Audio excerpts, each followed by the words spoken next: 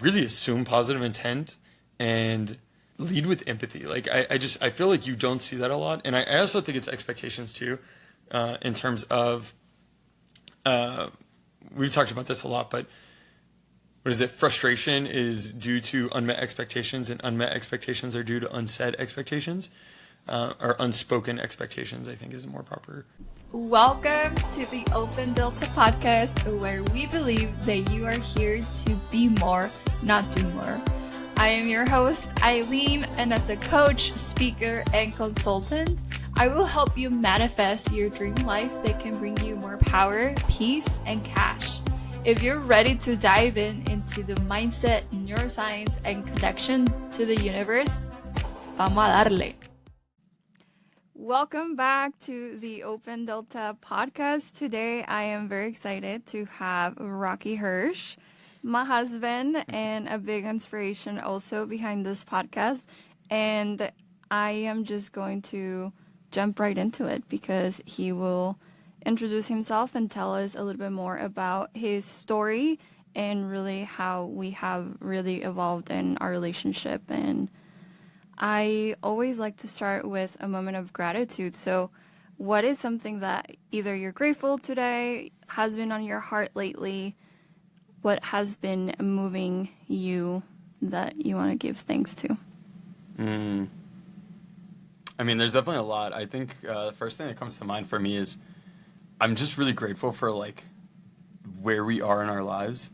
Obviously there's stresses that come with the day-to-day and stuff like that, but I think the the opportunity to live the life that we have, I think is like phenomenal. And I'm like very, very grateful for just, the financial breathing room that I don't think either of us had growing up that we have. And if we need to go buy something, we can go buy it. It's no big deal. And, we can wake up in a very beautiful, nice apartment in a very nice part of the town, of the city. And, we can go for a long walk and take our, very adorable and loving dog out. And so I just think kind of overall, like, I feel like it's not super specific, but at the same time, I feel like when there's so much to be grateful for, the broadness of the answer is warranted. And if you had to take me and Simba out of the picture, what is something that you're grateful for yourself, just for you, that is just for you and your hitos?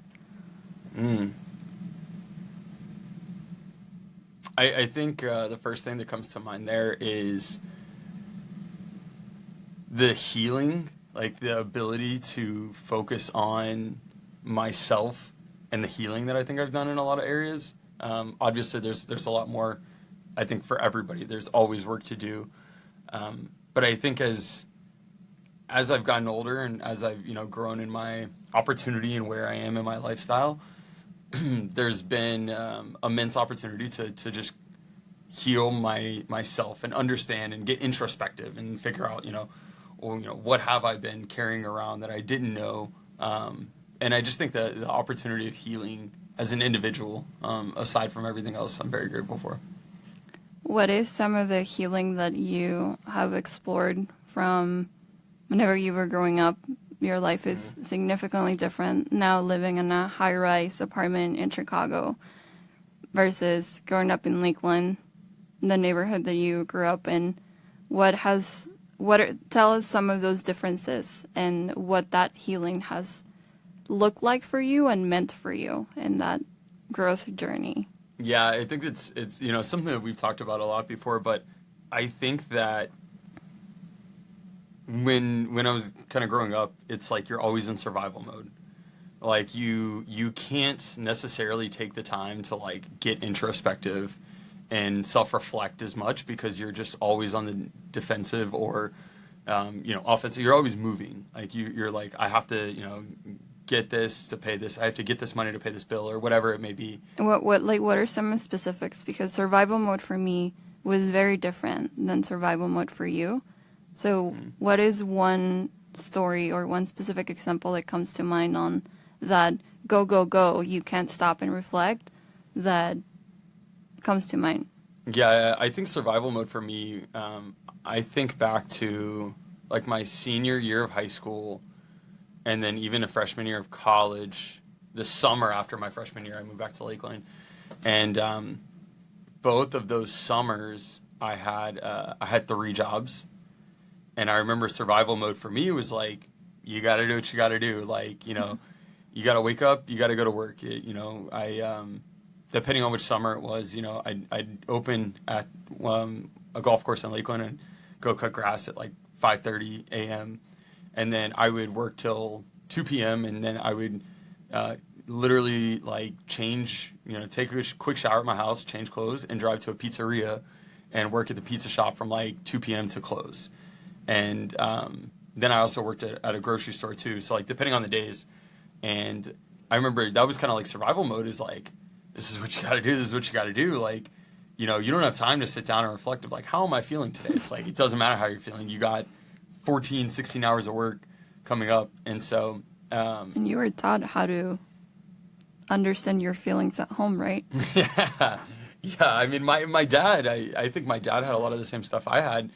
And I think that's obviously where I get it from. I think we get a lot of our I don't want to say traumas, but we get a lot of just our personality traits from our parents. But my dad lived in that survival mode for ever almost. And so just a little bit of background that but for your listeners, my dad was a single parent. I didn't know my mom growing up.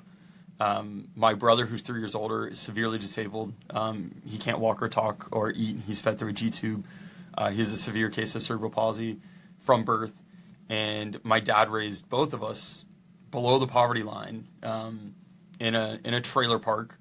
And my dad, I just feel like always had that, like, never can do anything for myself. Never, don't have the money, don't have the time, don't have the freedom, don't have the energy, don't have anything to like reflect back of like, hey, what do I need to work on? And I think back to like, that was survival mode for my dad. For me, it was like stepping up and doing the same thing, like taking care of my brother.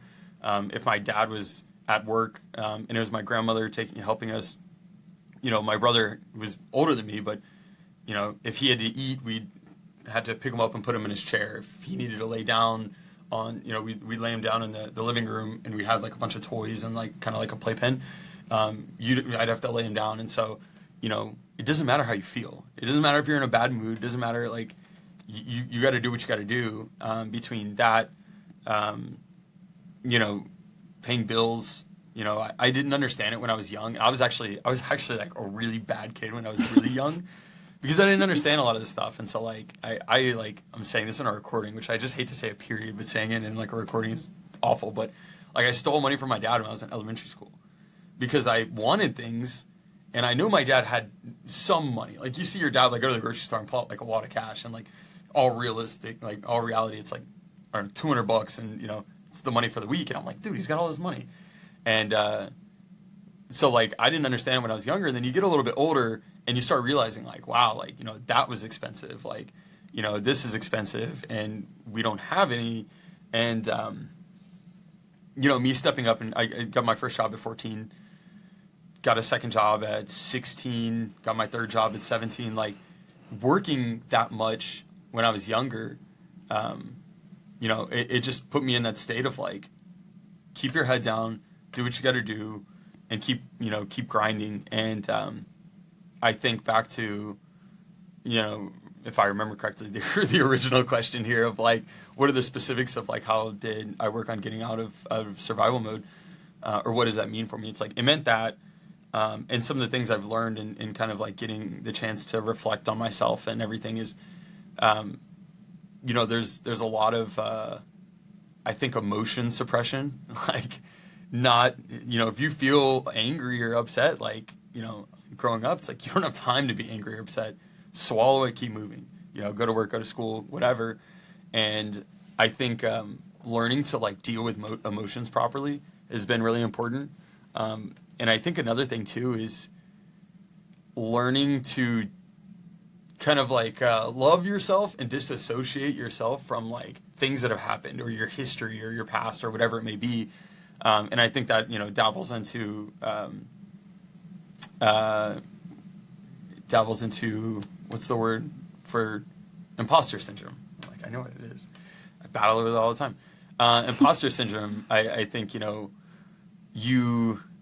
a lot of times in imposter syndrome, you really hang tight to what you did in the past and who you are. And like, you think as you start evolving in life that you don't have the opportunity to step into this new realm, or you don't have the skills or whatever, because I think you associate yourself a lot of, to these random titles that have been given to you previously. And so I think that was a big thing as well of like, hey, I grew up like this. Nobody in my family, in my direct family, went to college.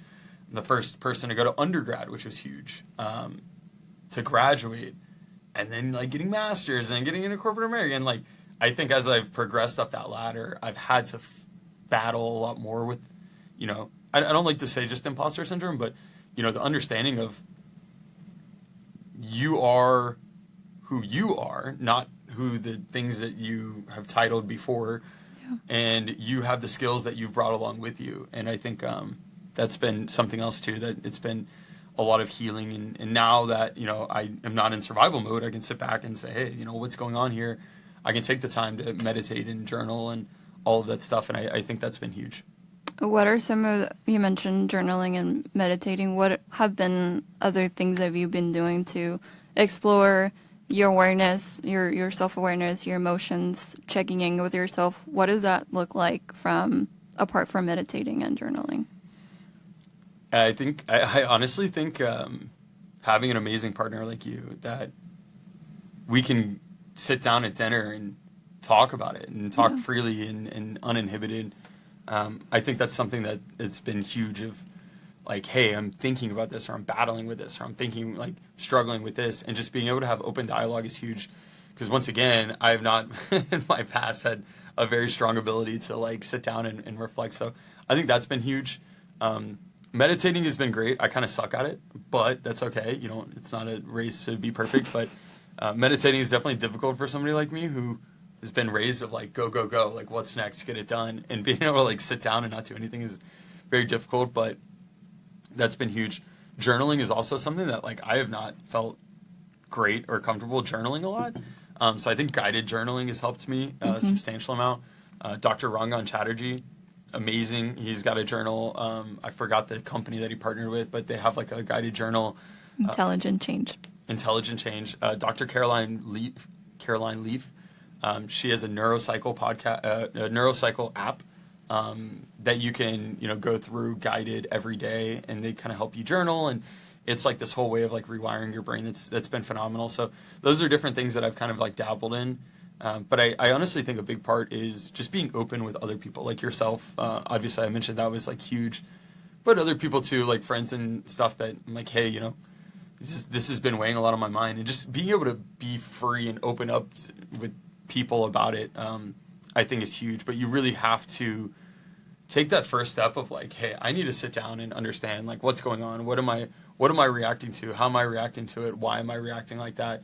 And I think a lot of that is really the intentionality behind saying, I want to get better, not I'm the best and I need to prove that I'm the best. Like you just really need to sit down and say like, hey, like, how do I get better from here? And self-analyzing and self-reflection and understanding those things that, hey, I may not have handled this situation the best. Let me figure out why and try to improve, I think is way more instrumental than like, oh, I made a mistake, but like, let me forget about it and put it out and like ignore it. When you say that story, I remember you grew up playing golf, and Every day. every day after school you will get dropped off practice and then go home, rinse and repeat for I don't know how many years. You were the champion of Polk County at some point, right? Yeah, so I won 2 Player of the Years on the Mid-Florida Central Tour that I played on, which is like small. And then I was Polk County High School Golfer of the Year my sophomore year. Both cool accomplishments, but I'll let you get to your question. But when you take Orlando and Tampa into perspective, I qualified for state sophomore year. Okay, I qualified for state. I was County Golfer of the Year. Was playing great and got to state and just got my butt whooped all up and down that field by all these kids from Tampa and Orlando that have a lot of money but are great golfers. The money doesn't matter, but Yeah, so I have I- like accolades, but I think they have like asterisks in my opinion. Well, for anyone that doesn't know where Lakeland is, it's outside of Tampa. Wait, nobody knows where Lakeland is? When we started dating, I used to call Lakeland Lakewood forever. Rocky did not enjoy that very much.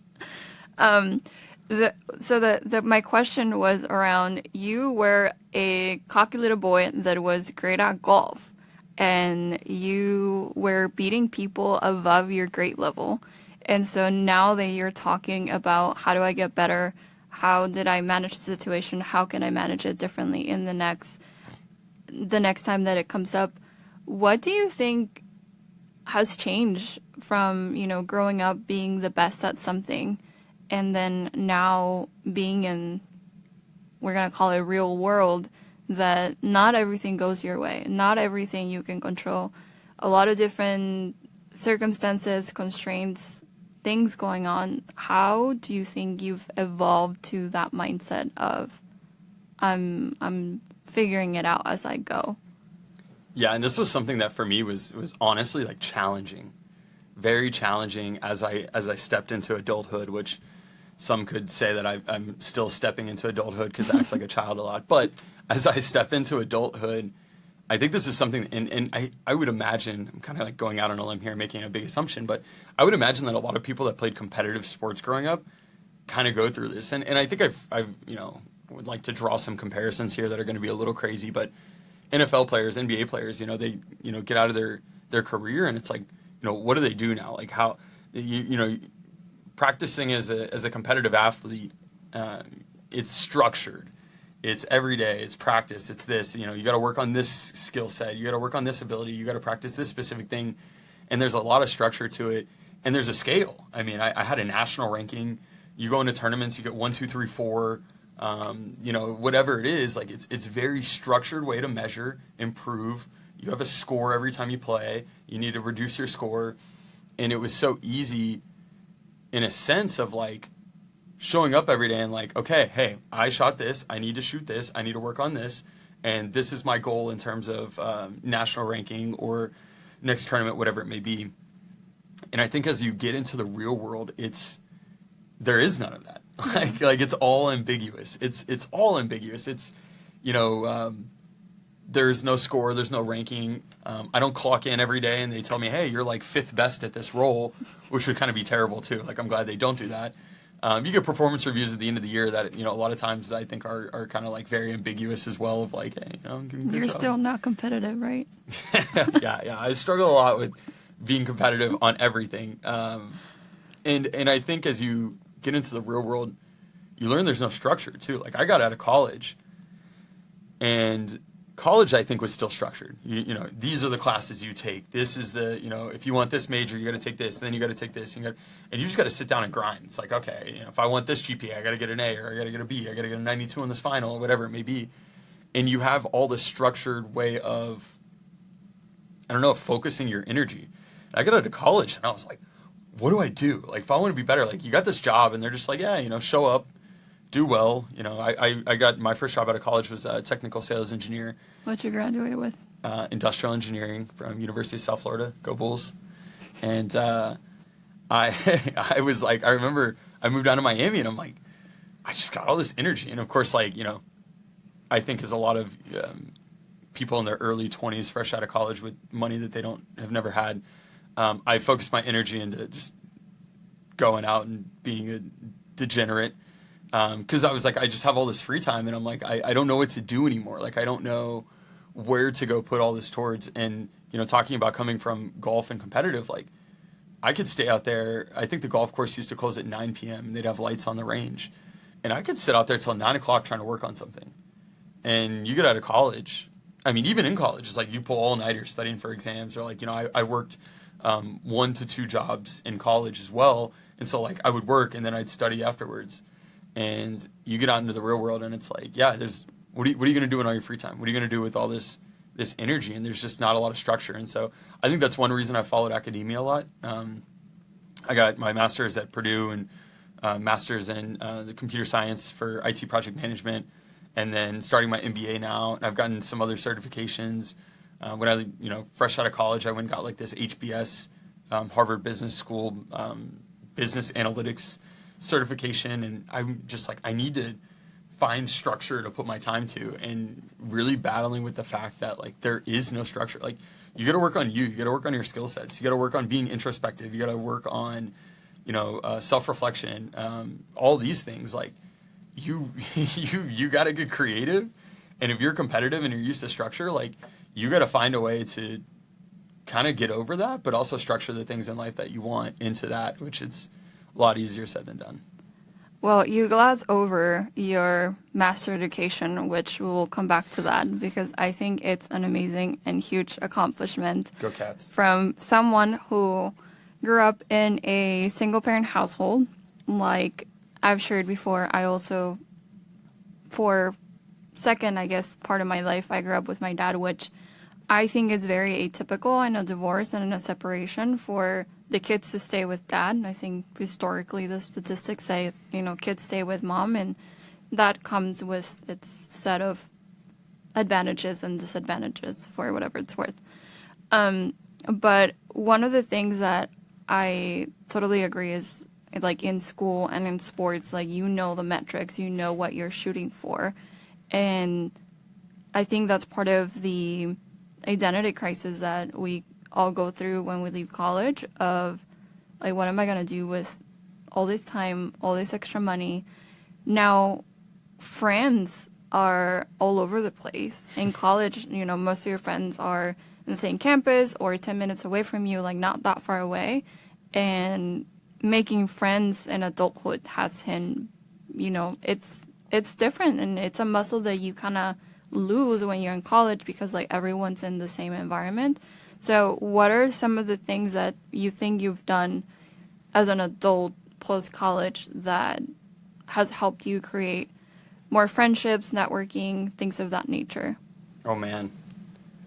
In my early 20s, mid-20s, not a lot of PG activities, meaning going out Thanks and for your honesty. Just going out and hitting the town and finding happy hours and stuff like that. And I, was fortunate enough to have a couple friends where I moved, and I met my roommate on Facebook.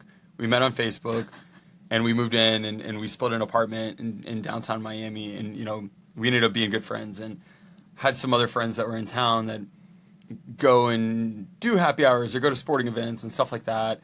I know I made one of my buddies I went to a dog happy hour without a dog. I just wanted to hang out with people's dogs. And I ended up making a friend there, somebody who just moved to Miami. I think he just moved to Miami, but yeah, I met him at a dog happy hour. One of my other friends was through work. You hang out with some work friends. Sometimes it, end up making good friends, and other times you're just like, we should stay work friends, which is totally cool. And so I think those are ways that I kind of did it when I was younger. I think as you get a little bit older, you kind of get like a little more, it's still difficult. Like, to your point, it's so difficult when you get out of college and you're like, everybody's spread out, you're working with a lot of people that are, in another stage of life, that are, either worked with people who are like becoming empty nesters that I can't relate to at all. You work with people that have kids, you work with people that are married, and, you're like a single 22-year-old, like, let's go, like, I'm ready. And so you don't have a lot of people in the close proximity to you. So it's definitely a lot of intentionality. You got to get really intentional. You got to find events. We used to go on Eventbrite when we were down in Miami. I think we've been to events here in Chicago and in Dallas with Eventbrite, so I know it's still a thing. I just don't know how effective it would be. But going out and making friends of friends and just being really intentional, I think your network grows. I don't want to say everybody should do this, but your network grows when you're a yes man. If you get invited and you just go out, yes man or yes woman, either one, and both are cool, or a yes in between. All of it's cool. You going out and being that person who, like, if I invite them and they go, you're always going to get the invite at that point, especially if you're a good time. If you're not a good time, you might not keep getting invited out. But I think that's a big thing, is like, you just really got to kind of dedicate yourself to, like, I want to build a network, I want to make friends, and it ends up kind of happening. And it's also, yeah, it's helpful if you just kind of go out and have a good time and just don't take things seriously. And then I also think too, you end up finding people with a lot of similarities in terms of like ambitions and some friends that I've made here in Chicago. Some of my closest friends are people that we have similar visions and ideologies for the future, and it's like, it's awesome to sit down and get amped up about the future and the next steps, and something I think I do really well, especially over a couple of Coronas. Another thing that I think you do very well is networking. And I have seen you grow professionally very closely for the last couple of years. And I think whenever you want something, talking about that ambition, you are, in my eyes, the master of networking and just knocking out of the park your informationals and things like that. And whenever we're talking about this theme, I have the book here, The Defining Decade, Why Your 20s Matter and How to Make the Most of Them Now. They have this concept of weak ties. And I want to just ground everyone on how they're describing weak ties. Rose Koser called the weakness of strong ties on how this incestuous, homogeneous group holds us back. Our strong ties feel comfortable and familiar, but other than support, they may feel that they have just a little to offer. They are usually too similar, even too similarly stuck, to provide more than sympathy. They often don't know any more about our jobs or relationships than we do, and whatever it is they do know, we have likely already heard by now, which makes sense. Like, some of the people that we're very close to either share the same perspective, have the same information as we do. Weak ties, on the other hand, feel too different from us or literally too far away from us to be close friends.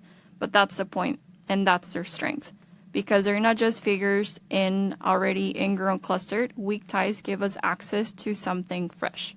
New jobs, new information, new apartments, new opportunities, new ideas, and even new people to date. Almost always come from outside the inner circle. That's because weak ties know things and people that we don't know, and they have perspectives that we may not have considered. Weak ties are like bridges. You cannot see all the way across, so there is no telling where the conversation with them might lead. So I want to talk a little bit of your approach on informationals and how you've been, in my opinion, so successful and why networking has worked for you. I think there's a little bit of angst right now in our generation and people who are exiting college, young professionals in the workforce. Like, networking just seems so daunting. So how can you reframe that perspective of networking is just so much work, so much intentionality, like so much upfront? How have you approached it in the past, and what have been some of those key areas of success that you've seen from networking? Yeah, that's a great topic. Something that I do enjoy. So that definitely helps. I'll kind of give a disclaimer there. This is something actually, I think it's a common theme or phrase, but I recently heard it for the first time, or at least like it stuck with me for the first time. I might have heard it before, but have you heard of the 7 degrees of Kevin Bacon? Like the 7 degrees of separation? Yeah, but I guess it's like a thing with Kevin Bacon. I don't know why Kevin Bacon is like labeled on this thing, but like I've heard about it. I didn't hear the Kevin Baker part. we actually talked about it in one of my classes. There were like 7 degrees of Kevin Bacon, and I was like, interesting. But yeah, it's the whole concept of you are 7 connections away from anybody, like absolutely anybody. And Fredo talked about this. He was like a few connections or a few the Taylor Swift. Yeah, he was like 30 away from Taylor Swift or something like that. And I think that's something that's so true. Like, you get into your career, it's so true. And then on top of that too, when you're just kind of talking about the overarching networking here, I think an incredibly important part is networking. It needs to be genuine, but it shouldn't be as daunting as I feel like it is, because it should be genuine in the things that you're interested into. Like, you network well when you have a lot of interest in the other person and you want it to be genuine, that's the only way it's well. So like look for people, and this is something I've done, is like just look for people with like genuine overlaps in what you do. Whether I look for, you know, people that we have similar background. At this point, I look for people that, you know, are from Florida or went to school in Florida because we can talk about that and it's something genuine. Like we can have a very genuine conversation. In addition to that, it's if anybody has background, if anybody played sports or something like that. For me, it's something I'm, you know, can talk about. Anybody that got their MBA at this point too now, I'm like, hey, like I'm doing that as well. Like I'm very interested in your experience. For everyone that doesn't know, Rocky's like a walking sports encyclopedia. He can talk about any sport at any given time. A couple of them you know, a couple of them like I can just, you know. You can speak the language though. Yeah, I can survive. Like baseball, I can survive, but I couldn't tell you much at all. Other than the Cubs are the best. And unfortunately, Low bias right there. The Marlins and the Rays, my Florida teams are not. But anyways, I think that you really need to find people. Actually, I'll take a step back. One of the things that I think is incredibly important about networking is we need to go learn different perspectives to kind of to the point of weak ties, but also just we need to learn different perspectives that we don't have, that we don't know.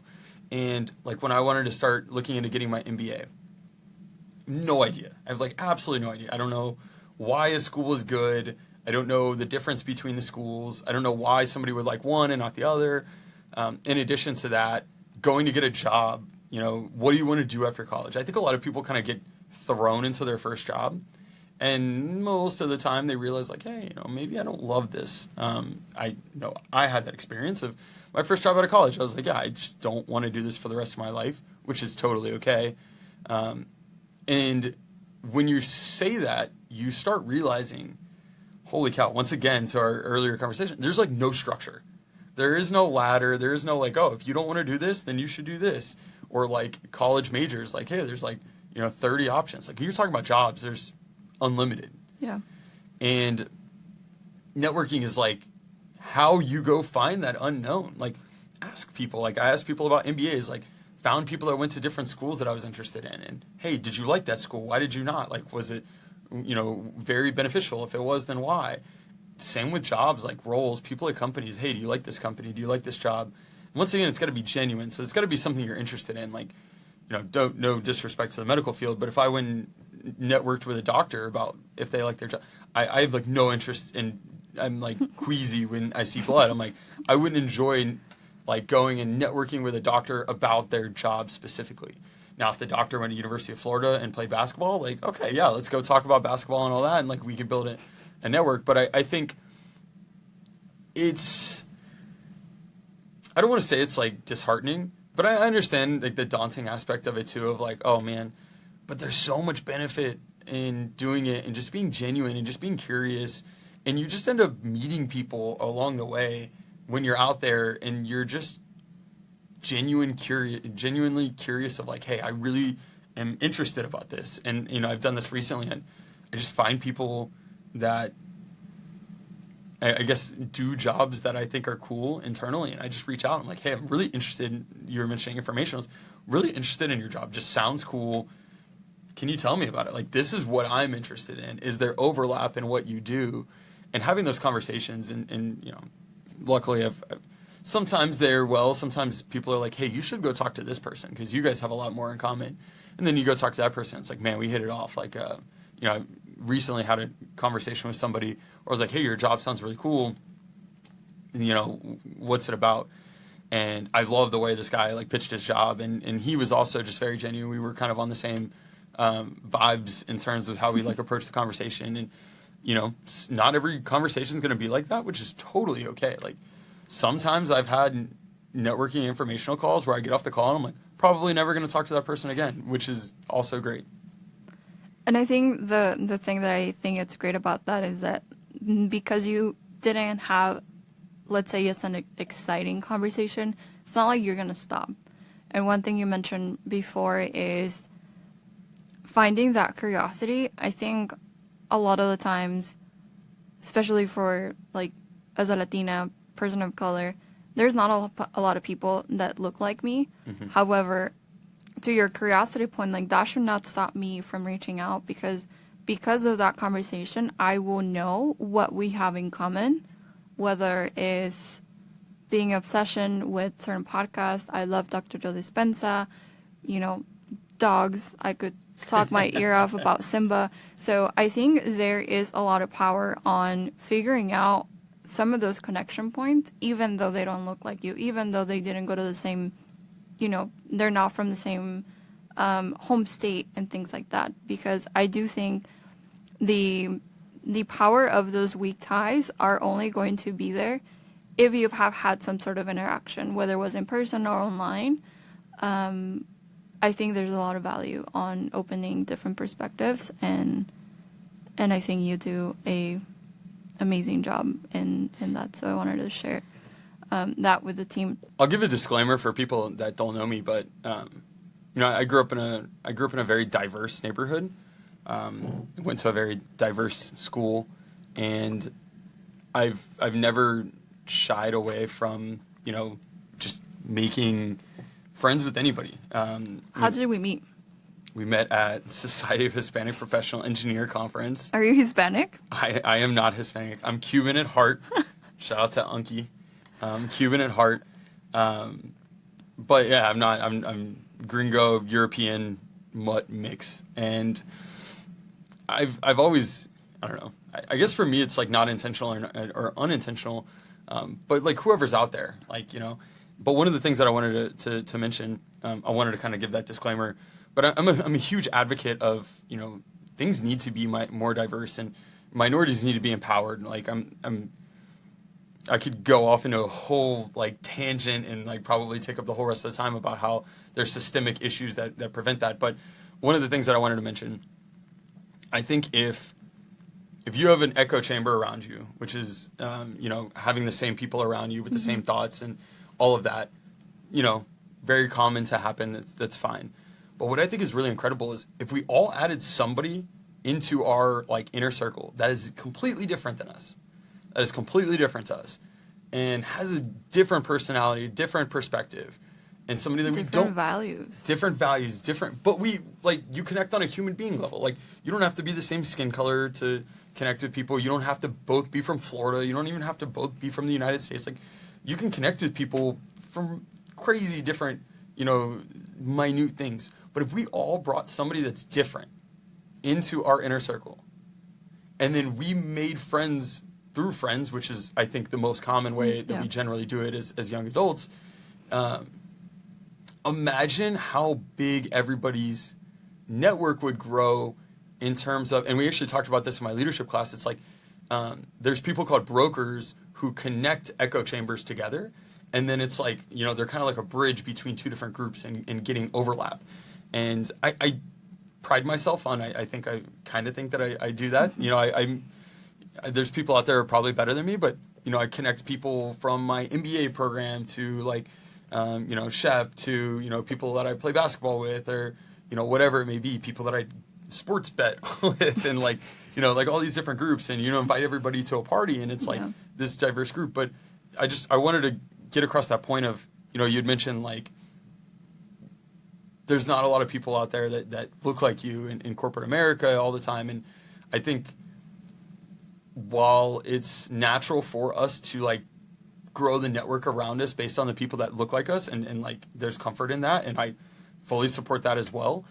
I think about the possibilities if we all just went out there and got somebody outside of our echo chamber, brought them into our group, and then we just networked and made friends through our friend groups. And I just think about how beautifully diverse and connected the world would be. And that's crazy euphoric optimism, but I just I would love to see that when I'm older one day. Yeah, and I think some of the people that know that you went through SHIP, they called you from, I think, Nicaragua. It's just our friend group. But from Cuba, alguien dijo de Uruguay. They just assume light-skinner countries in Latin America. And I love you. You're my gringo through and through. And I think the importance of allyship it's incredibly critical to to your point of the empowerment of people who have systemically been oppressed for, history in the past. And I do want to point out of the main people at work, like at Accenture, in my corporate life. One is white, like old generation white from Philadelphia. You know who you are. Another senior manager that I work with, he was very Southern, very redneck, and just the cutest older man that wanted to speak Spanish to me. And then more recently, I'm working with a Canadian gentleman that potentially could be my father. And honestly, like age-wise. Age-wise. Let's clarify. Age-wise and I just love working with them. And they're all white men, and they have invested so much energy, so much time. I'll give a public shout out to Steve. Steve has been such an instrumental person in my life, in my career. I met him probably 6 months into my Accenture career, and till this day, it just has evolved from a work dad relationship to just being a very important person in my life. And that is a lot from, he was just curious about me. He saw the potential in me and wanted to invest in that. So I think regardless of who you are, whether you're a person of color or not, I think curiosity is something that you can find connection points, but you're only going to do that if you actually have those conversations, go out to the networking event, and put yourself out there. I think that is the number one thing of making the decision to go do something. It's the main point that I want everyone to take away, because the connections points are going to be there. If we were not having this conversation, then we wouldn't have known what connection points we have. And even though we had different experiences growing up, like how we came out of survival mode, that we both came from divorced parents and things like that, there's things that we have in common. Even though they were completely different experiences, there's a lot of commonality that we can speak to. Talking about further education and your love for master degrees, tell us about how was it that you decided that you want to get your master's, and how you really got there. Which one? Your latest one. Okay. It's two completely different approaches, I think. My MBA, I'm very early in on this journey. I'm 2 quarters in so far, but I think a big thing to me, and this is potentially healthy or not healthy way of approaching things, but I felt like kind of the way, my upbringing, my background, my experience, I always felt like to some extent there will be a glass ceiling. To some extent I will hit a point that I just don't know how to go any further. And in anticipation for that, while I'm young, while we can move around, while we have the time, the energy, and my job is not, crazy daunting and taking over my life yet, how can I remove that glass ceiling preemptively? And that's where I started looking at my MBA of I can invest 2 years, part-time, I do it after work, 2 days a week, I walk down the street and sit in a classroom for 3 hours around some of the smartest people that I've ever met in my life, network with phenomenal people. I get all this benefit. I learn how to advance my career in terms of in an organization, how to bring value to the organization that I didn't know how to previously. And I think the biggest part of it is I'm scared of the glass ceiling. I'm scared of hitting a point where, I either don't know, or I don't have what it takes, or I don't have the background, or I don't have the education. And I wanted to say, hey, I got the time, I got the energy. Let's go ahead. Like, let's chase after this and let's get as qualified as I possibly can through my 20s and learn as much as I can in my 20s to where 30s and on, the rest of my career, I, will always have that and be able to carry that with me, that education, that knowledge. And, yeah, I think that's how I went about it. And, first it went convenience. We were living in Dallas and I was like, hey, just find something in Dallas to pop over to. And then it got a little bit more ambitious. Like, hey, if I'm going to spend time, if I'm going to spend money, what's the best one I can get mixed with the best life for us while I get it? And I think that's how we ended up here at Chicago at Kellogg. Hi, everyone. I am so excited to have Rocky back to give you some background as to why we're in a different setting, why is this a different setup. Rocky and I recorded an hour and 40 minutes worth of content, and due to the production and our experiment, we learned that the equipment wanted only to give us 40 minutes. So you just listen to the first 40 minutes, and we will continue the conversation of the missed conversation that we don't have access to. However, I'm very grateful that Rocky has agreed to come back onto the podcast and continue that conversation with me. So thank you very much.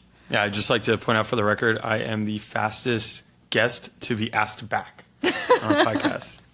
You can have that one. Yeah. Immediately. And I know that you already set your moment of gratitude, but I would like to ask you, what's something that you're grateful for today? I would say I'm grateful for, I'll say family and like my dad being here. So my dad came to visit last week. Was it last week? He left last week. Mm-hmm. So he was here for a week for his birthday, which is, really cool and something that I never thought I'd get to bring my dad and host my dad in Chicago for his birthday as somebody who loves being in the woods and far away from people. And so just having him here and, he brought his girlfriend and Miss Susie, and having all of us together here for a week, and it was just like almost the most perfect week minus a little bit of rain one day out on the boat, the architecture tour. So I would definitely say family. Just, that was a really cool week. You guys are from Florida, so you're a little bit used to the weather of rain. Yeah, I mean, it was very light. I mean, if you couldn't tell, the native Floridians were just cooling it on top of the riverboat during the architecture tour. A little bit of light rain doesn't scare Floridians. We're used to, like, gigantic drops that, like, hurt you when they fall sometimes, or super, like, downpour. Stop selling it. I'm not making me excited about Florida. And we re-listened to what we were able to recover, and for just ground ourselves in the moment, we were talking about healing imposter syndrome, how golf was part of your life, and we were moving into networking and really asking about your MBA journey. It's really started from the planning and research phase. And so what were some of your thought process whenever you started looking at the MBA schools of Dallas, where we were at that point living, to transition into where else could I go if it's not those schools limited to the Dallas area? I think one of the cool things, and I'll say it would have been so easy and convenient for us to stay with Dallas. For context, Aileen and I got married in Dallas. We bought a house. We adopted a dog. We got engaged. We did all of that in like 2-3 years in Dallas. I always tell people we aged like 10 years in 2 years. And it was something that, we had just settled into the house and looking at MBAs. There's a handful of schools and some good options in Dallas. And it would have been so easy for us to just say, let's stay in Dallas. And I think it was really a cool process of us saying, all right, Dallas. And then the number one option that I was looking at in Dallas was UT Austin's weekend program. Then I was like, we're both remote. If I want to do UT Austin, why wouldn't we go to Austin? And then it was like, okay, let's talk about that. And then it was like, well, if we're going to go to Austin, we're going to sell the house or rent the house or move out. Why not move anywhere? And so, where's the best place that we can move to? The best education mixed with the best lifestyle for us. So what cities are we going to like, and what schools, would I like and get value out of combined? And, we started with a huge list. Like, okay, what are the top 30 to 50 business schools in the United States? Let's look at cities for your job, my job. Where do we want to move to? Where would we like to live? And that pretty quickly narrowed down a lot of them. And just in terms of the cities that we wanted to move to and places that we would both have an office and we would thrive. And from a family aspect, I think it was such a turning point for us of, hey, we did all these things in Dallas, and I know it's convenient, but like, let's look at like the next step. Like, let's just be eager and find what could be. And that kind of broke down the list pretty narrow at that point to about 5 schools. And Northwestern was the top one, at least on my list so far. And it was cool at that point. When you have 5, you can kind of get a little bit more strategic and analytical with it, as I would, and write down, when you have to apply, the application deadlines, how long does it take to hear back, the different rounds, are they rolling admissions, or do they have specific different dates? And you go through that, and I started plotting based on my priority list, like what it would look like. So if Northwestern is my number one option, why am I going to put a ton of effort into applying to all 5 schools at one time, maybe not have the best application, when I can put all of my eggs into the basket of Northwestern? I can talk to admissions a ton of times, do all the different offerings that they had, resume critiques, talking to the different people and asking them just different questions, best advices, best practices, get my resumes reviewed by a ton of people. I go through that whole process. And then I have it timed where I apply, it's 6 to 8 weeks before you hear back. And then I hear back, and then I have plenty of time to start my second option. And I scheduled it out like that, based on terms and deadlines, to where I could take it one at a time and I could focus on it. And so fortunately enough for me, I was able to, sit down and focus on one application and get the call back rather quickly and get to celebrate and not even have to worry about another application. And the prioritization as well, I'll speak to that for briefly.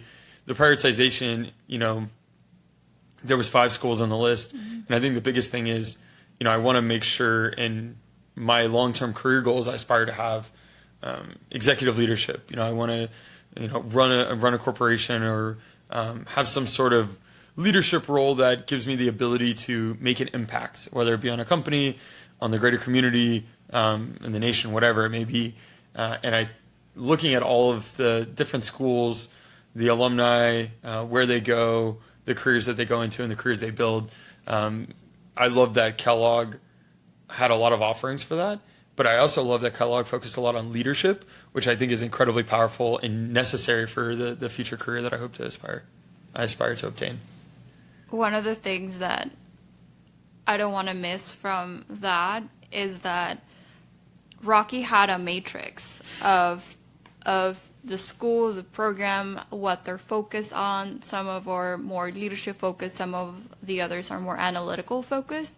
And Rocky had, like he mentioned, a career spot for himself, for myself, and what kind of lifestyle. And you touched about it briefly. However, I think that was a huge component for me to feel that I had a say in this process, because the education's for you, however, the experience for both. Mm-hmm. And having that conversation of, I'm taking into account and this is what I'm learning, and you carrying the information throughout the process with me, I think made me feel very included, and that, yes, you are the one applying, you're the one doing the applications. However, I always felt that I was also part of that journey with you and understanding, okay, how can I support you in that process? And so I've never heard of anyone doing it like that. And so that's the thing that I want to point out. And the second thing that I'll mention is you applied, I think, on a Friday or like a Thursday.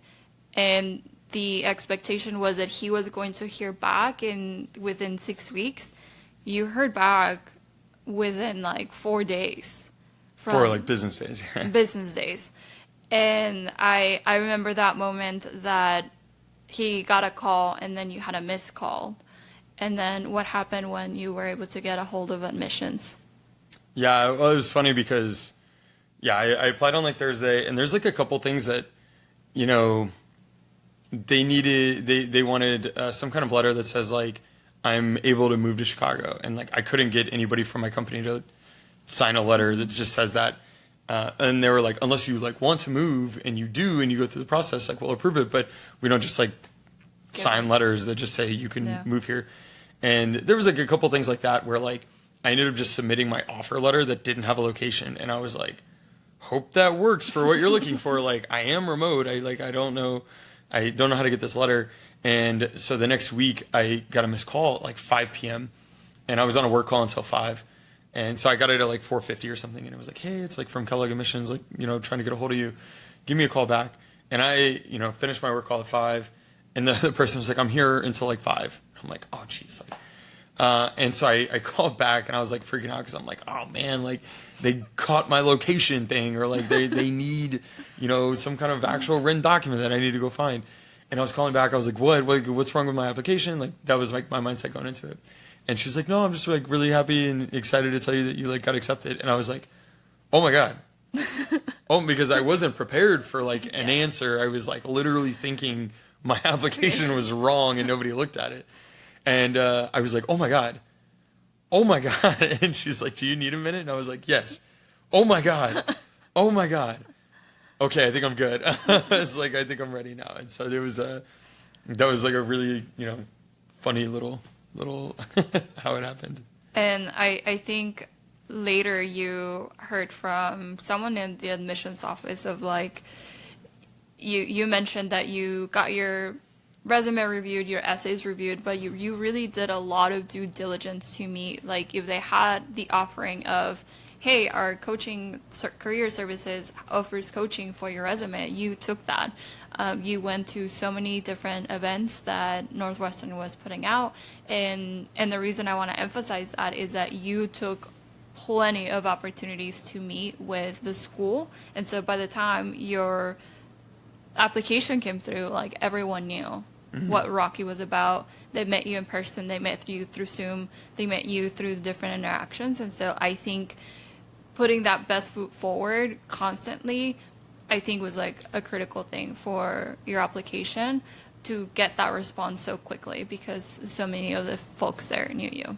Yeah, and I think it's kind of interesting because like I've talked to people where it's like that could be seen as overboard. Like I attended like 5 or 4 info sessions of like the same information that different people were presenting, and then like asking questions and like follow-ups and stuff like that.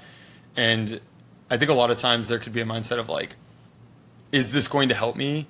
If the answer is maybe, like I don't want to do it. And I think a lot of times people tend, if there's something that they really want, people tend to say, you know, stuff like that. And I think my mindset was like, if it can't hurt, then like I'm gonna do it. And you know, it was a really big deal for me. I mean, MBA was something that I've been aspiring to chase after since I graduated undergrad. That I knew I wanted to get into business leadership, and knew I wanted to take on more responsibilities inside of an organization and have the opportunity to steer an organization. And so in my mind, it was like, this is when it's time to show with actions that this is something I want to do. Like I've been saying it for a long time. Let me go and put it into action now, even if it might not help. You know, if it doesn't hurt, like, you know, let's go do it. Another thing that you did throughout that process is internally, you networked and connected with leaders within the organization from that top 5 list of people that have gone through those programs. What led you to want to connect with those people? Yeah, and I don't remember like exactly where I heard it or read it or podcast or something, but it was like the culture of these programs is so different, and you really want to find which culture is going to be a good fit. And so I was like, you know, you got to talk to people in terms of like finding out the culture. And so I reached out, and we have like an internal directory. And so I went on the internal directory and looked up like people with educations from these business schools, this business school. And I found like at least 1 to 2 per business school that was on my list, and talked to them and was like asking them, what's the culture like? Like, what was your experience? You know, Did you enjoy it? Would you do it again? Would you recommend it? What would you change? And it was really cool just to kind of get a lot of experience and a lot of supportive people too that are like, hey, I love my experience, would recommend if you wanted to go somewhere else, all your options are great. Like, just enjoy it, find what fits best for you. And I think that was also for me of like, I really felt like Kellogg was a really good fit just in terms of like the focus on leadership and the soft skills and stuff like that. And I also think you really resonated with I think it was through those interactions that you heard how much support Northwestern gave to the spouses.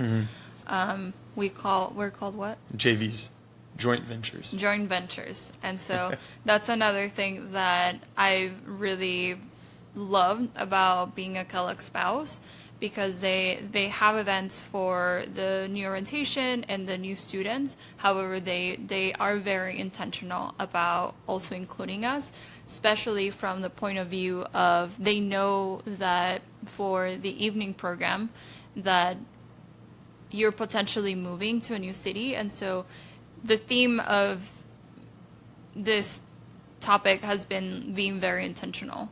And so I also felt that Rocky was being very intentional about including me, what he wanted to do, the next step forward in his career.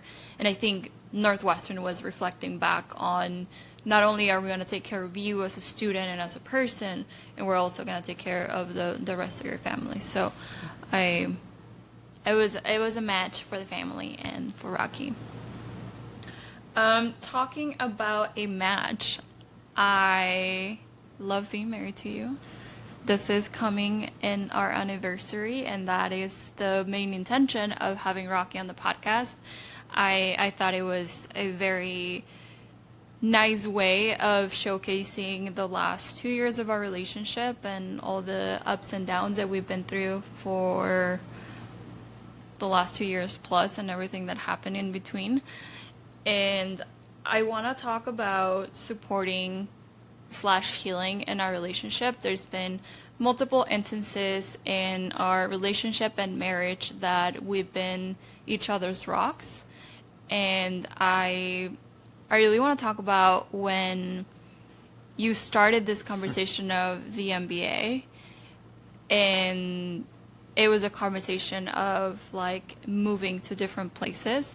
How would that trigger me, and kind of how we manage that situation together? Because I think we all have things that we're healing or going through, and we don't know our triggers so closely until they happen, and we recognize, oh shit, this doesn't feel good, and this is something that's triggering me. And I remember that for me, one of your motivation points, or something that you look forward to, as you can tell, you're very strategic, is to look at houses and what the potential could be, thinking about how the MBA could open doors for you to have a lifestyle that probably us when we were little kids we could never dream of. And that was like wildly triggering for me whenever you would show me like beautiful houses with beautiful kitchens and beautiful bathrooms that that I love and adore.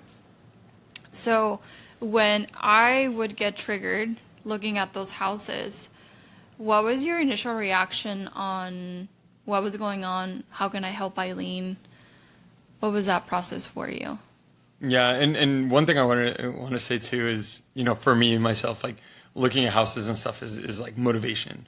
And I actually heard a really cool quote today, or I read a really cool quote that I want to speak, about motivation. And I'm probably going to horrendously misquote this, but it was something around, people think that you get motivation one time and then you're good, or like you get motivated and then it should last. And it says like motivation is like taking a shower. Like, yeah, you can get clean, but like by tomorrow you're going to need to take another shower. And just like that, you need to get motivated every day. And so, that was part of my thing of like, kind of get worn down, a long day of work and I'm tired or whatever. I'm going to go look at a house that I aspire to have one day that I need to, or I don't need to, but, Get my shower in. Yeah, like I think that an MBA, additional education, working harder, a side gig, a startup, whatever it is, that's going to help, get me to this house. So like, let me go look at these houses that I can't afford right now that I might down the road. And so yeah, I used to look at houses like all over just to see what it's like. Like, what's the real estate market in Seattle? I took a work trip to Seattle and I was like, oh, this is cool. Let me look at $1 million houses here. Like, unrealistically, but I'd come home and I'd be like, oh my gosh, like, look at this house. It's beautiful. And Aileen would like get super quiet and like not talk and then just like stop engaging. And I kind of talking a little while. I'm like, hey, like, what happened? Like, you all right? And finally, she kind of explained a little bit of like, hey, like, this is super triggering for me. Like, and I don't want to speak for you, but it was a lot of, you really loved having that house, that anchor, those roots that maybe you didn't have when you were younger, where you were moving around a lot. And having those roots was so important that the idea of going and, replacing them and swapping them out to a new community and a new state and all of that, on top of how are we going to make it happen, and all of that was like super stressful for you, right? Yeah. And I think for me, obviously we didn't have like this super deep understanding that we do it now, but I think for me it was like, hey, like, I don't understand your background to the extent you do. Like, we've talked about stuff before, but I don't understand all the triggers. I wasn't there. Like, I heard it secondhand through you, not through your eyes like you did. And I think a lot of it is you really have to, assume positive intent and, lead with empathy of like, hey, I don't know what you've been through. And if this is triggering for you, like, let me understand why, and let's collaborate on the best way to move forward. Because like, I don't necessarily, I can find other ways of motivation and maybe we can work through this, but the number one priority is like, hey, how does this affect you, and how can I be conscious of how it affects you so that I can be more understanding and empathetic as a husband. And to provide more context on that, when I moved to the States, we were moving every year after our lease was up when we lived in apartments, because we were chasing cheaper rent, essentially. And it was variable depending on our financial situation. So moving for necessity was very triggering, that I didn't know until back then that I got very visibly triggered for those things. And when you left Lakeland to go to Tampa to go to school, you moved every year. However, it was more not out of necessity per se. It was more like you wanted a different apartment or different roommates. And so it was like this similar situation, but two different emotional internalizations.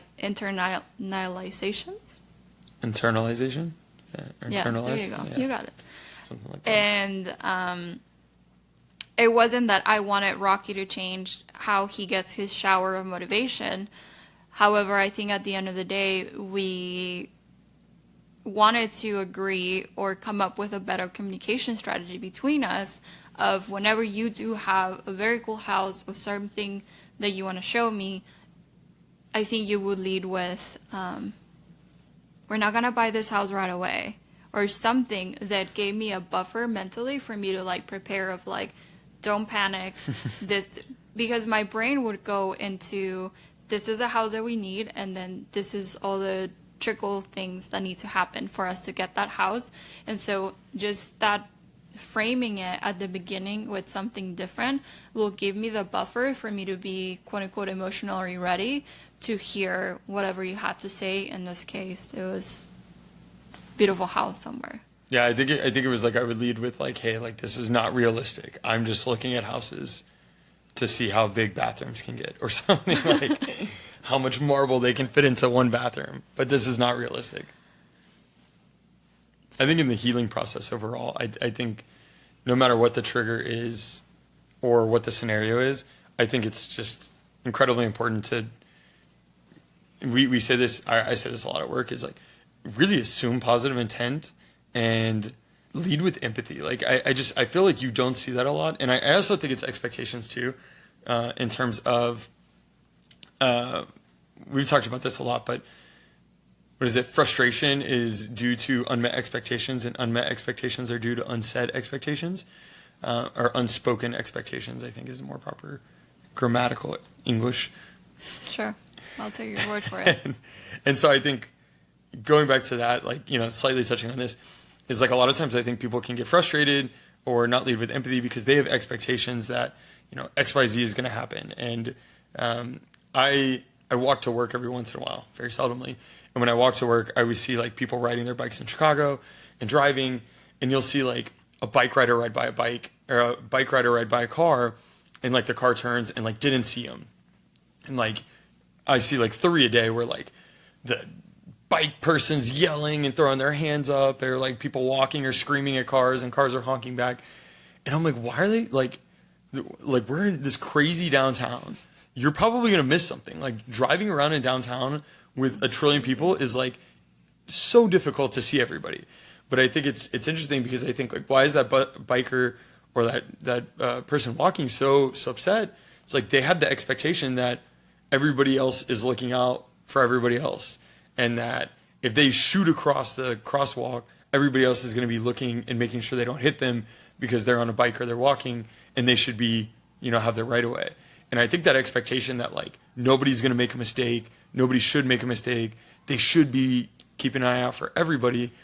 I think that expectation is what causes that immediate frustration because, sometimes it'll happen, and maybe I'm not the 100% best example because I get frustrated sometimes at this, but like a lot of times I try to walk, if I'm walking or whatever, and you see somebody that just is like misses you for good reason, and they see me and they'll slam on the brakes and they're like, oh my God, I'm sorry. I'm like, hey, no worries. Like, I don't have the expectation that everybody's going to be perfect. Now, if somebody's like on their phone and like rolling through a crosswalk and goes through a stop sign because they're on their phone, then I'm like, all right, my expectation is you shouldn't be on your phone while you're like driving through crosswalks and everything. But I think that there's a lot of unmet expectations and unspoken expectations that people hold on to and they internalize that they don't even know they do. Like, oh, I'm frustrated for this reason because, you didn't do X, Y, Z. Or like, not that this happens, but like, I think couples a lot of times have like, oh, I'm really frustrated at my significant other because I came home and the dishes weren't done.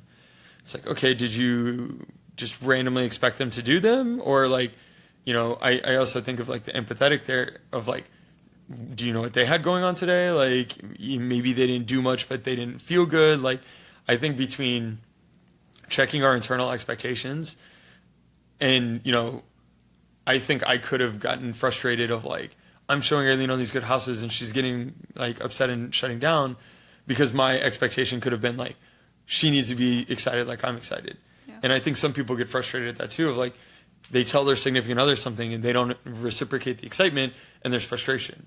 And it's like, well, are you assuming that they're excited by the same things or are you being empathetic to the fact that they might not be? And so kind of, continuing on the flow, I think as you grow and you heal and you give each other the opportunity and the space to heal, I think you need to have empathy, assume positive intent. You're not doing that maliciously. You're trying to understand yourself. Let me help you and support you.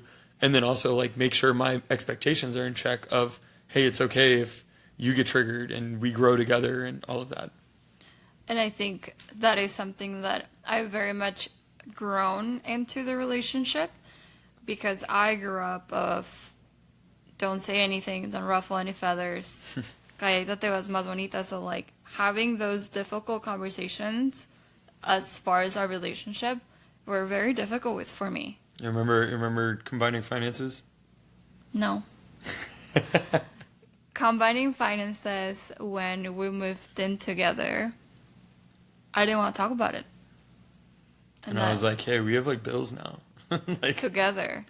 And I remember we had a whiteboard in the office and you were writing down all the bills, your income, my income, things that we wanted to save for, like the wedding, the house at some points. And you would look at me and ask me, so what do you think? And I would just like stare at you or stare at the whiteboard. And it was very hard for me to say anything. Yes or no, agree or disagree, like nothing would come out. And you were incredibly patient of like, okay, let's start here. What do you think about this specific number? And then would be like the apartment. Okay, yeah, makes sense. That is how much. However, I think financially it made sense in terms of why we were moving in together and why that was the next step in our relationship. However, emotionally, I don't think I fully processed what moving in together meant. And so those moments of, let's say, let's talk about combining finances, I would just like completely freak out. Yeah. Is that what you remember? Oh yeah. Well, I remember, I was like, hey, look, like we could kind of keep doing this month by month, like not making any, crazy combining of anything, and it's like we'll make it through. Like we're gonna pay our bills. We're not gonna not pay our bills. But I'm like, hey, at a certain point, we'll have to get these together. But like the number one most important thing to me is like we do this right. We don't do it out of rush. We don't do it and you're uncomfortable because we just need to get it done. Like the most important part, in my opinion, in doing something like that is like that both sides are, comfortable, that they've spoken up, that they've shared their, concerns or whatever. But I think that if you don't have support on both sides, like you're like driving on a bridge that was not built with a steady foundation. And I think that steady foundation of both of us agreeing and both of us being comfortable, like even if it's difficult, like if your bridge doesn't have a steady foundation, it's probably worth it to take time, open it late, and make sure that it's solid and sound. I'm speaking as I'm not a civil engineer or structural engineer whatsoever. I have no idea how any of that works. But I do know I want to drive over bridges that are good, not bad. Maybe Mario can give us a lesson. One of the things that later on I realized as to why I was so hesitant to have that conversation was because my mom always taught me, like, you make your money and you take care of your money and you be independent, and nobody will be able to harm you if you're in control of your finances. And so started corporate America. I was like, I'm making my own money, I'm saving, I'm traveling, I'm doing all the things that I want to do. And I kind of took it to the extreme. And so when we were having those conversations of, it's not that I was depending on you for our money, but it was like blending. It's about that analogy of like you mix milk and like chocomilk, like the chocolate powder, and like you mixed it in and now it's like chocolate milk and there's like no way to like really dissolving it. And I kind of felt that, like, what if I want to like have my milk or my chocolate powder? I just felt very confused and frustrated of like I want a path forward to dissolve it, or like for me to know that I'm gonna be taken care of. Also because I don't think I've ever been in a safe and healthy relationship. That I think one of the biggest blessings of our relationship was that we started long distance, because it really forced us to, how are we communicating, how are we supporting each other from the outside, and really figuring that out before we moved in. And then maybe for my little body, it was a lot to go from long distance to the same apartment, because I totally freaked out on you. I left you for... Not like relationship wise, like she just like went back home to like visit family. I went to visit family and I stayed there for weeks. And Rocky was like, okay, babe, like you should probably come back to the apartment that we have leased together to live in the same city. I was like, hey, I just moved to Dallas too, and just hanging out by myself, driving around neighborhoods for fun. Like, you were extremely patient as I was navigating all of this spiraling of emotions and understanding mainly all of those triggers, because I was very, very triggered, and understanding where are they coming from, how can we address it, how can I move through them, and being very anchored in our relationship is what really helped me get through some of those things. And so I just wanted to shed a light on, thank you for assuming positive intent. I was not trying to hurt you, I was just freaking out myself. And thank you for leading with empathy, because I think we're on the other side and it helped shape a lot of our communication strategies, and I am just very grateful for you. Te amo.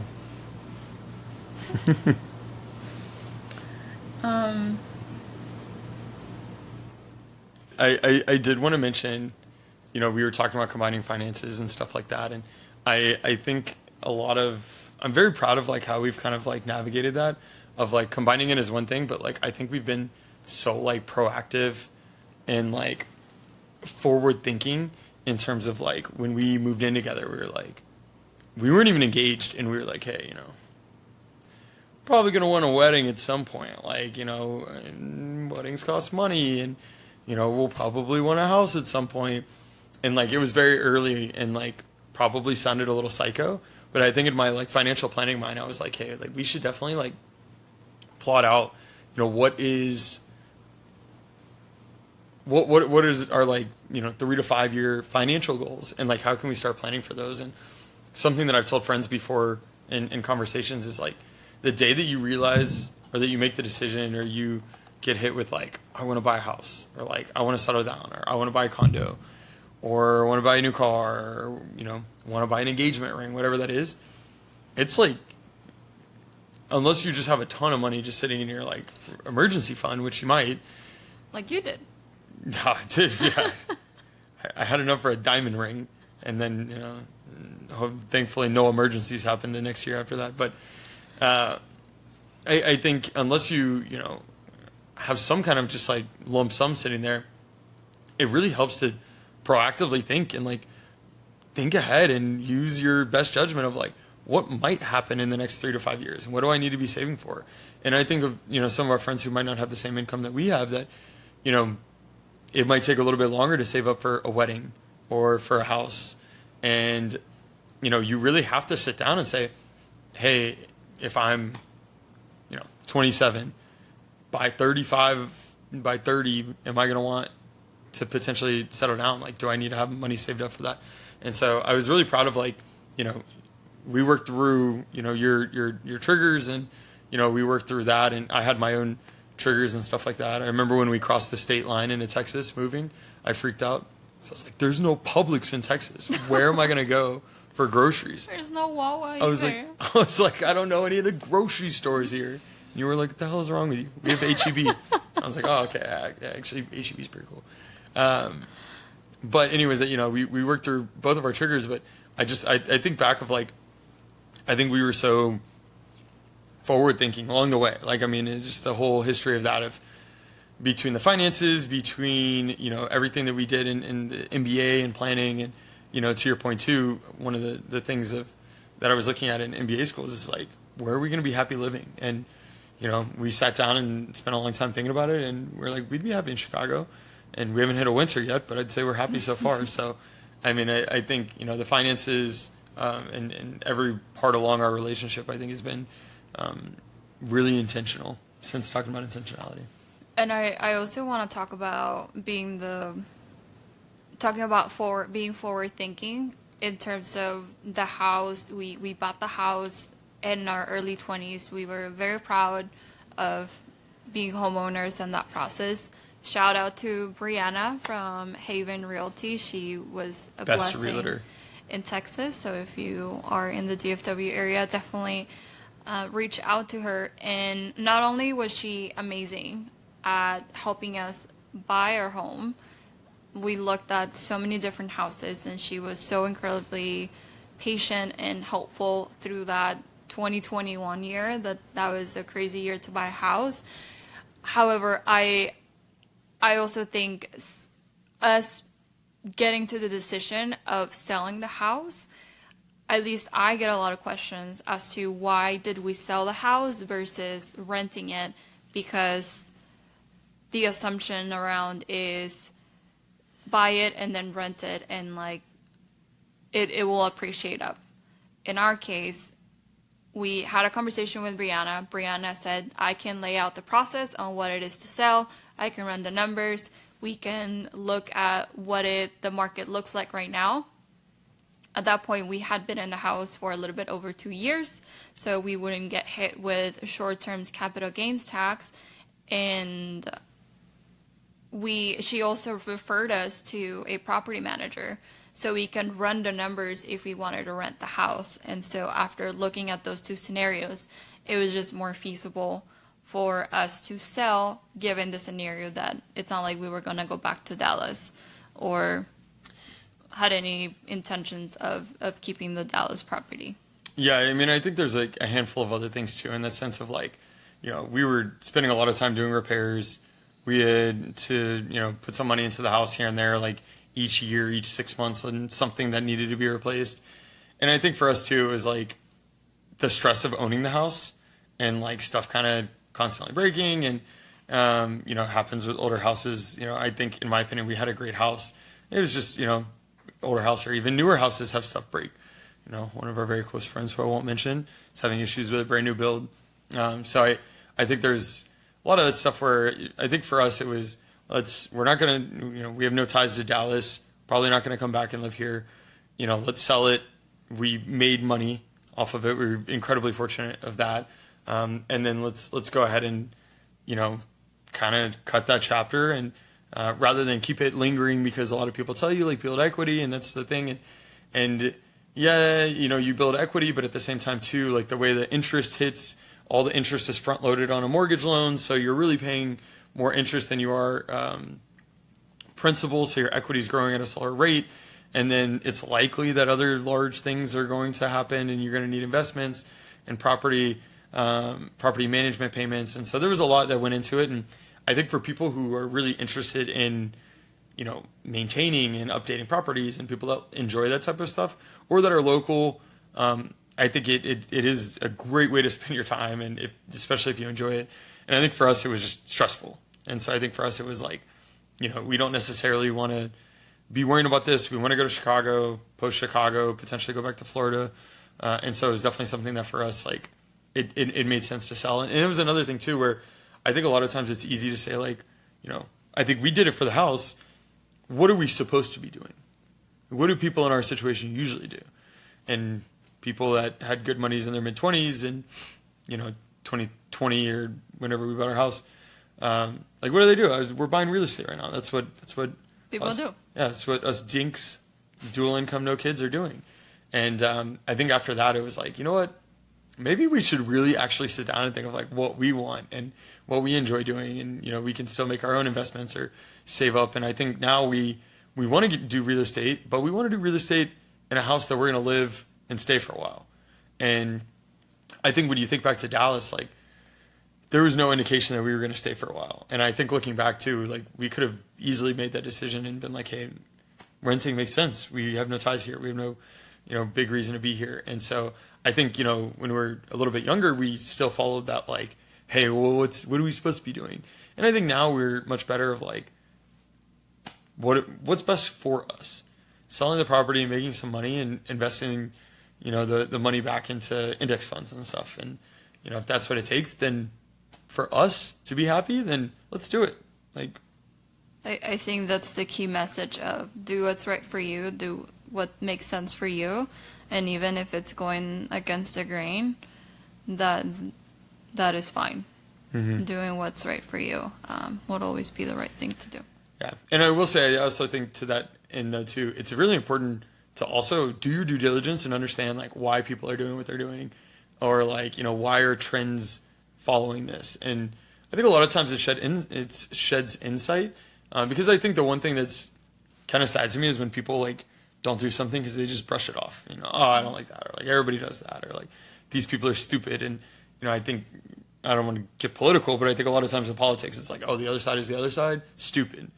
And I think at the end of the day, we all have the same goal for the most part.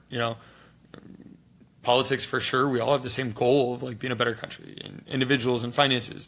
We want to be more financially free. We want to have a little bit better careers. Like, understand what other people are doing and why they're doing it. May not be your cup of tea. And if you understand what they're doing and why, like, then that's great. But I think a lot of people don't necessarily do enough of due diligence. And they think like, oh, like the people on that side doing that, I can't relate to them. So it sounds like dumb, or like, maybe it sounds a little harsh, but people on that side are doing that, like, and I don't relate to them. Doesn't make sense for me. And it's like, well, look into the reasons why. And, I think you could gain a lot of insight from what others are doing and, just trying to be empathetic. Thank you. I really wanted to honor our 2 years of marriage. We've been through lovely things. We've been to not so exciting things together in the last 2 years. And our relationship has blossomed into a beautiful partnership, friendship, Simba is sleeping next to us, and just seeing you grow, seeing you get excited at 10 p.m. at night after class, and seeing you happy and sad about some other things, just witnessing your growth has been a beautiful a beautiful journey, and I'm so happy and proud to be your wife. Thank you for being here again.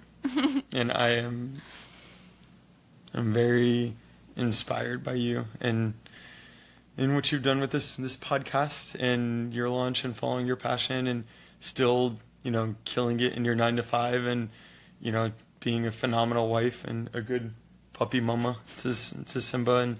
And I'm very honored to be your husband and excited to see how this grows.